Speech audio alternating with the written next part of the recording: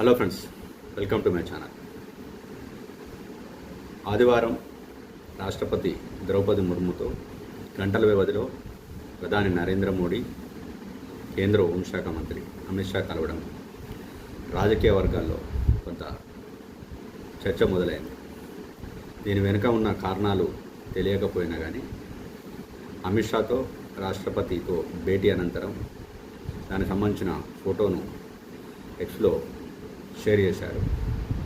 Britain, మాల్దీవులు తదితర దేశాల పర్యటన తర్వాత రాష్ట్రపతిని కలవడం ఇదే మొదటిసారి. బీహార్ ఓటర్ల జాబితాపై జరుగుతున్న ప్రత్యేక ముమ్మర సవరణపై ప్రత్యేక చర్చ కోసం పార్లమెంట్లో విపక్షాలు గట్టిగా పట్టుబడుతున్నాయి.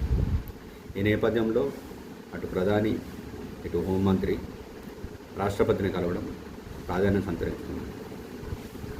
ఇదే అంశం మీద కొన్ని రోజులుగా పార్లమెంట్ వర్షాకాల సమావేశాల్లో అధికార విపక్షాల మధ్య మాటల యుద్ధం నడుస్తున్నది.